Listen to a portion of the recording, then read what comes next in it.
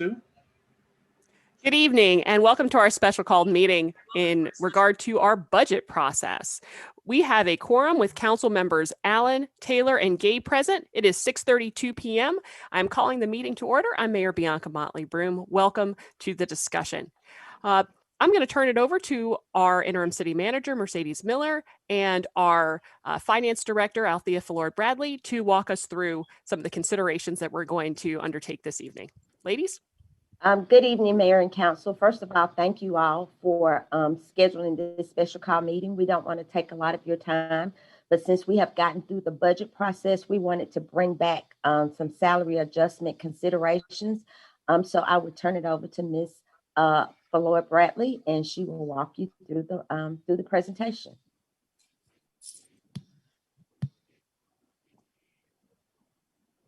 Good evening, Mayor and Council, and everyone else that is attending today's special call budget meeting. At the April 15th budget workshop meeting, there were additional requests by the fire chief. This slide is just a recap and a follow-up from the last meeting. During that meeting, the fire chief requested an inspector position. Since there were 11 vacancies, one of those positions has been reclassed to the inspector position. There was no net increase in the overall cost. The second request from the fire chief was to restore 2 frozen positions. However, council agreed that the 2 positions would be restored without funding, and that the fire chief would come back before the council to seek approval if all the other funded positions are filled. And the recommendation is that the funding does not go into effect until January 1st, 2022. And the potential exposure of funding those 2 vacant positions would be between $120,000 and $150,000, depending on what the salary is. Ms. Fallord Bradley, question on that information. So if we did hold until January 1st, would we be having that discussion at the last meeting the first meeting in December, which is the last meeting of the year, or second to last meeting in November? When would you anticipate that we would be making those determinations? The last meeting or go ahead, Mercedes, go ahead. Mayor, that would be the first meeting in January. Oh, first meeting in January. Okay. All right. Excuse me for interrupting. Councilman Clay needs the link. Okay, he's on my line now. I'll go ahead and forward that to him. Please hold. Hi, Councilman Clay. I'm in the process of sending you the link now.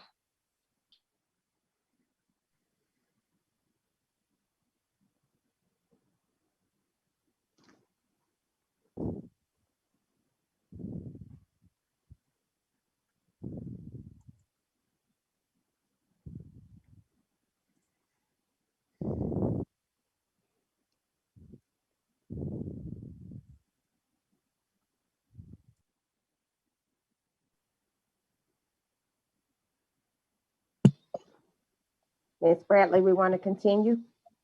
I think we do. Yes, we do. I have a caller, but I can't move them over. So unfortunately, let me go ahead and share my screen again. Excuse me.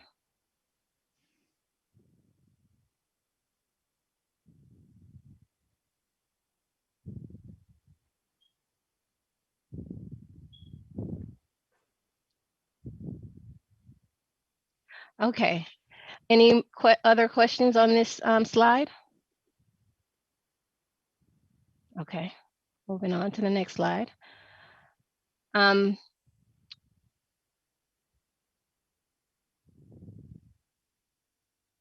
Okay, the next slide basically lists the additional proposals for salary adjustments. On the table is the cost of living adjustment of 2.5%. For all city employees that do not fall in any of the below categories. The next consideration is to bring all full-time employees up to the $15 hourly rate. And the third consideration is to compensate the department directors based on the annual evaluation which falls on their anniversary start date. This will be contingent on their performance evaluation, in which they could receive a salary adjustment of 3 to 5% or none at all, depending on their performance evaluation. And the total cost of the considerations is $604,562. Where would that money come from? We're getting there. Okay. The next consideration is a one-time bonus for the police department. Listed below is how the one-time bonus cost and allocation was calculated. In the chart, we list the years of service, the number of eligible police officers, the amount of the one-time bonus for each officer, and the total cost overall of $84,203.50. How do these bonuses compare to other cities around us, or is anybody else doing bonuses? Yes, City of Atlanta, I know. I think their bonus about 2,000, I think, Mercedes. Correct me if I'm wrong, or 2,500, I'm not sure exactly. 2,500, you are correct. 2,500, okay. For just across the board? Yes, ma'am. And other cities around us, East Point, Hayville, they're not. I'm not sure, but I do know Atlanta. Okay. I don't think they're doing bonuses, but they have other additions that we don't have yet. Right. Okay. And I think their starting pay for most of them is higher. Yes. Correct. Okay. Here we go. How will we pay for this? How will the adjustments be financed? We're recommending additional funds be transferred over to the general fund to finance the adjustments from the hotel motel tax fund. The hotel motel tax fund fiscal year 2020, 2021, 2022 recommended budget has a contingency of $2,247,341. During the first 5 months of the new fiscal year, we would monitor the receipts received from the hotel motel tax to determine whether or not our projections are falling in line with our estimate of $8.4 million for the year. Ms. Floyd Bradley, looks like Councilman Clay is. Yeah, I'm trying to get him in.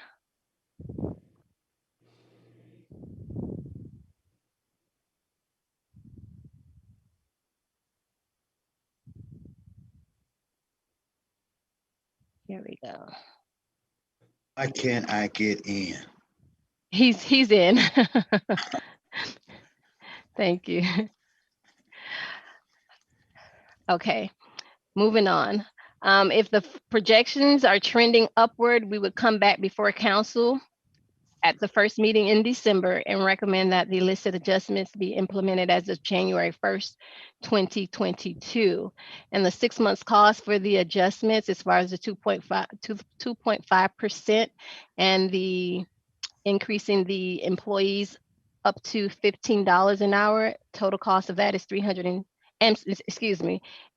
as well as the department director's compensation. That total cost would be $302,281 for the final 6 months of fiscal year 2022. The police department one-time bonus will be $84,204.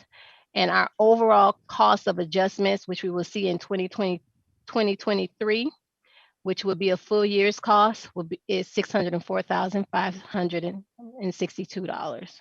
Getting tongue-tied with the numbers. Any questions on this slide? Okay, I'll turn it back over to Mercedes for further discussion. All right, thank you very much. You're welcome. Again, we know that we have financial challenges with the budget for 21-22. That's why we would like to make the adjustment mid-year so that we will be paying for the salary adjustments half a year as opposed to a whole year.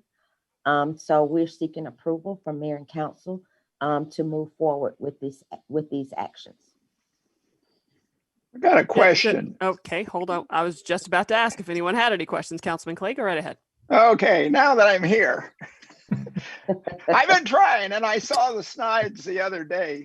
And I actually discussed them with Althea. Why why couldn't we make the, a couple of the adjustments July 1? For example, the police department one-time bonus. And there was another one, Althea, that I mentioned to you in here. It was Maybe the getting everyone to $15 $15 an hour. per hour. Yeah, the 15, I was thinking the $15 an hour and the police bonus, we could give July 1st, and then the rest of it, we wait and see how well things go. I think we're going to have a really good comeback. I'm very optimistic now that I'm watching the air traffic grow and what have you. But things can happen. If we have a virus variant that comes out, it could set everything back, because we may have to give people a new shot for that would cater to the variant. So, but our emergency responders and some of the people that are at a really low income level that have been struggling, I'm inclined to do that July 1. Okay. Just my thought. I would concur with you, Councilman Clay. The only question I have is adjusting those employees who fall below the $15 an hour mark. What does that do in terms of compression for employees that are just over that mark? It's going to create compression, no question about it. But have we taken a look at the ripple effects? Well, the ripple effect wouldn't get taken care of now. The ripple effect might not get taken care of till the whole next budget. Certainly not until after the first of the year. In other words, it is what it is. You can't solve every problem at the same time. And we've been gradually trying to clean up our compression issues in a number of areas over the last several years. And you're right. Every time you do it, it creates a ripple effect. But I'm trying to get to the people that need help right now, and the people that have been on the line for us in first responder areas. And that's why I suggested those two areas. I wholeheartedly agree with you, but I also don't want to set us up for a situation that is where someone is making $1 less than their supervisor or something like that. What have we taken a look at in terms of tiers? Like, will this compress people to the point where they're effectively getting paid the same for substantively more work? Yeah, very well may. And that's life for 6 months or a year. I mean, we've had that problem before. I totally agree with you, Mayor. In a normal world, you wouldn't want to do this. I'm just saying, given the circumstances, that's where I'm coming from. I'm only one vote. Ms. Miller, have you taken a look at this? We have taken a look at it, and what we did, we started with anyone that was below, I think, 1446. And we've also offered some incentive to the Public Works Department that if anyone gets certified, we are automatically giving them a $1 increase for any certifications that they go out and get to benefit the city, whether it's a water certification or CDL or trash. So we have some other incentives that we have offered them as well. Do you have a sense of how acute the issue would be with bringing everyone up to 15? Ms. Bradley, do you have the numbers? Because we went back and pulled the numbers, and it would, from our understanding, it wouldn't put anybody right on top of their supervisor. Okay. It would put them close. And that's why we had the 2.4% to go in after. Okay. So what is, we've heard what Councilman Clay thinks. What about the rest of the body? I don't have any problems either way. I think it is going to come back. I think the key is looking at everything quarterly or even in more, just kind of watching to see what happens. And I think that's the key. Hotel motels, I think, is coming back a lot faster. The rental car kind of concerns me a little bit, but I've got no problems with it. I got no problems Also- with it the way it is. I would hate to. I don't know. I don't know what it would do July 1st. Also, Mayor, you have to remember that a couple years ago, we moved all the part-time people to a minimum of $15 an hour. So it's bringing the full-time people up to where the part-time people already were. Okay. Yeah, I can't. If we're doing Yeah, part-time, I don't see yeah, how we cannot yeah, do the others. yeah. That I doesn't I make a ton definitely of sense. I definitely agree that we should do it. But I was thinking about the fire department because we definitely owe them from the last time that we didn't, make That's already good on that. That's already factored in. That's what I'm saying. We talking about which one we're going to do first, right? So The fire department raises are already factored into the budget. okay. That does make sense. Yeah, well, I do agree that we should find a way of doing it, and public safety and public works. I think we got to find a way to try to see if we can get this done July 1. Councilman Gay? Well, I think we should prioritize some of them July 1 and take a look at it in July on the other ones. You mean In January? I'm sorry? You mean You mean January on the others? January, don't you? Yes, January.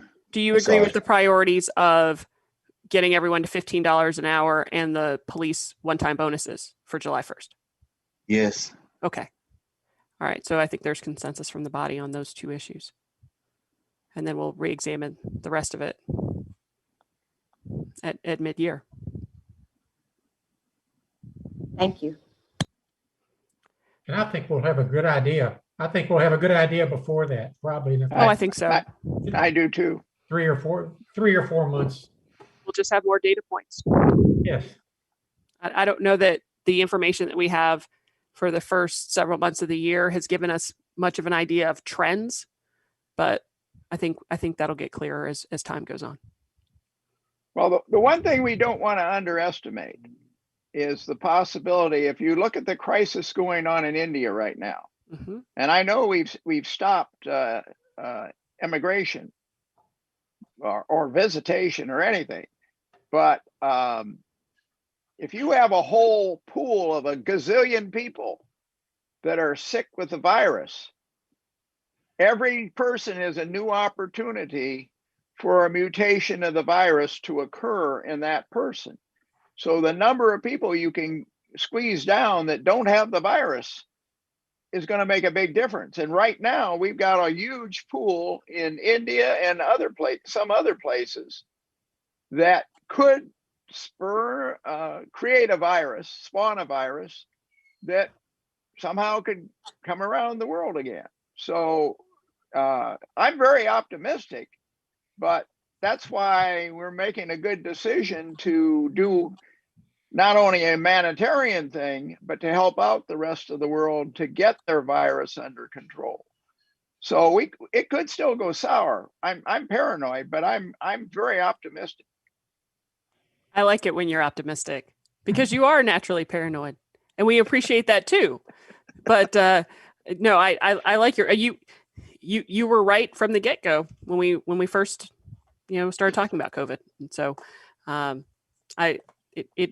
it warms my heart that you're optimistic. I am as well. I think hopefully we've turned a corner, and we're going to see people being more confident about getting back out into the economy and strengthening all the things that we rely upon. Absolutely. As a city. So, Councilman Gay, I know you had an issue you wanted to bring up. No, I want to table it, but since I have the body okay. here, before we leave, I thought that we should give our public condolences to our former Councilman Wyatt. I saw the email.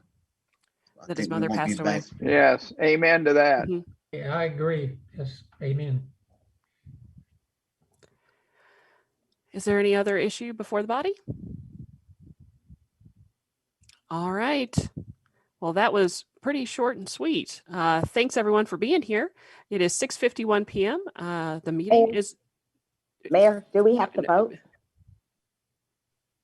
No, Do we have to vote? no, because we have to adopt the whole budget. Yeah, Okay, good, this good. is just Okay, Yeah, we're just direction. discussing. Yeah. okay. Thank you all very, very much. Thank you. All right. Thank you, Althea, and your team. You're welcome. Thank you, Thank good. you, everyone. Have a good evening, everybody. Take care. You too. Good Bye. night, all.